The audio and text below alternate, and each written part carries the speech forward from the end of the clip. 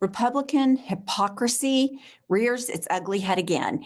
And if you've watched this podcast, you know that we always say the people that are screaming about gay people and out against gay people and the LGBTQIA plus community, they're only talking about it because they hate themselves for being gay. Exhibit A, CPAC, the moral high ground, Matt Schlepp, he's the chairman of CPAC. This is not his first rodeo with sexual misconduct allegations, but just this last Saturday, he is alleged to have sexually assaulted a man at a bar, not a woman, a man. So again, he's made his problems everybody else's problem. He is a gay man parading around as a straight man, claiming the moral high ground, doing damage to other people just like him, which is 100% his problem. And the LGBTQIA plus community is suffering because these men and all the people that follow him are hypocrites. I cannot stand them. This guy is the biggest POS. I think we have to be cautious here because this man is assaulting people, and we have to tightrope this a little bit because the average gay man, the overwhelming majority of gay men do not go around assaulting people. So whether this man is gay or straight is irrelevant to me, because to me, it seems like he's a sexual predator. And it seems to me like MAGA is overrunning with sexual predation. And I do believe that there is a lot of gay curious / bi curious fantasizing in the minds of a lot of MAGA men, which is why they are so over the top about the quote unquote pussification of men. And you see, the biggest dork on the planet, Mark Zuckerberg, talking about being neutered. I mean, if that isn't Freudian, I don't know what is. But this isn't Matt Schlapp's first go round. And then there was that Madison Hawthorne or Cawthorne, yes, whatever. And I think that there's just a lot of internalized homoerotic ideas that these men have that get them off, and they're unable to act on them. Now, what I don't know, what I'm not smart enough to know, is does that then cause this type of aggressive behavior? I mean, I've known a lot of men in my adult life that were married for a first part of in a heterosexual relationship. They felt they couldn't come out of the closet, and they were married and had kids, and then ultimately came out, and they weren't sexual predators. So I think we have to realize, first and foremost, this man is a sexual predator. The gay community is really all about consent. I mean, they have so much more sex than we do. They're far less prude about it. And the structures are there, for consent and all of these things. But it just surprises me 0% that the leader of the conservative movement is, sexually attracted to men. Nor does it surprise me that he's a sexual predator, because the president is, and all of the people he's appointed, Pete Hegseth, and, we could just go on and on of the clown car of these people. Well, that's a great point you bring up. And my point was that he's gay, the sexual predator. You make a great point. I am not in any way suggesting that anyone in the gay community is assaulting people. The point to me is, this is a man that stands up on stage talking about traditional family values and alpha males and family values and being on the moral high ground.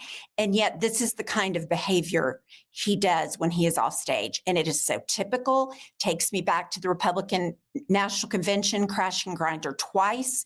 This is absolutely who these people are. They are nothing but hypocrites. And the homoerotic, look no further in the MAGA movement for homoerotic than Trump's NFT cards. If that wasn't homoerotic, I don't know what is. But anyway, moving on. As we all know, Russell Vought, he was the architect of Project 2025 that Trump knew nothing about. Then he just appointed to the Office of Budget Management to oversee all the spending of all the federal government's money. And he is a big big hater of porn. He hates porn. Porn is bad. So he wants to do away with porn altogether, which I'm like, good luck, given all the closet porners in the Republican Party. Like Democrats, they'll just tell you, yeah, we watch porn, big deal. Okay. So then on Instagram, he follows OnlyFans. How about that? I mean, this is as predictable as Trump cap lock tweeting at 2 or 3 a.m. I mean, this is so incredibly predictable.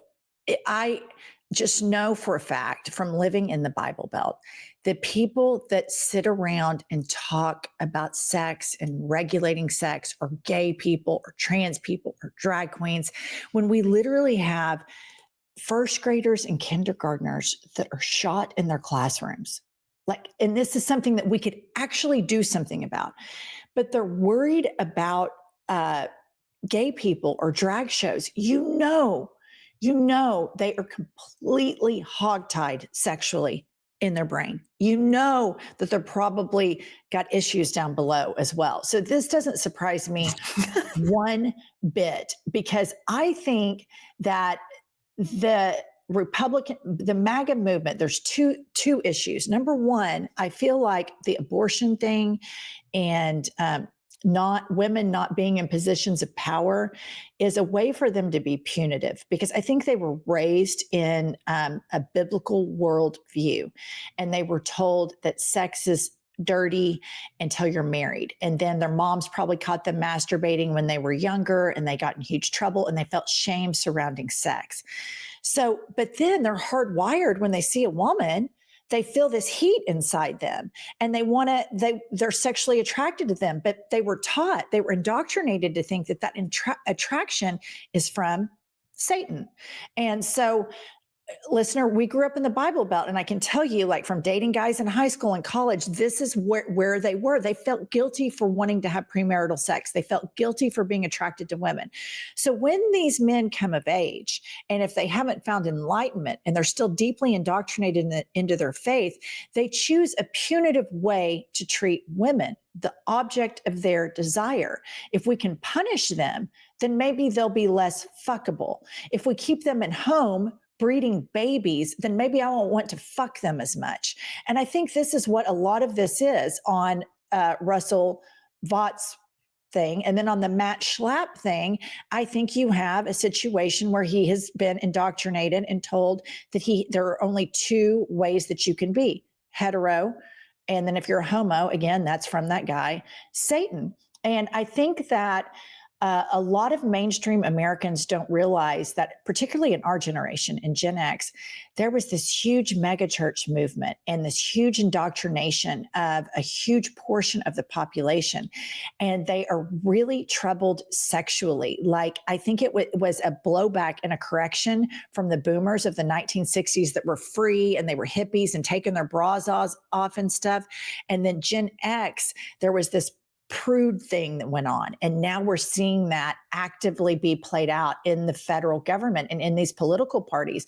And it's either because they're trying to make women less fuckable, or they're gay and they can't come out and embrace it. And, JD Vance with his eyeliner and stuff, he's just dying to take it to the next step, girl. He's just like, I want a boa and I want some heels and I just want to go off.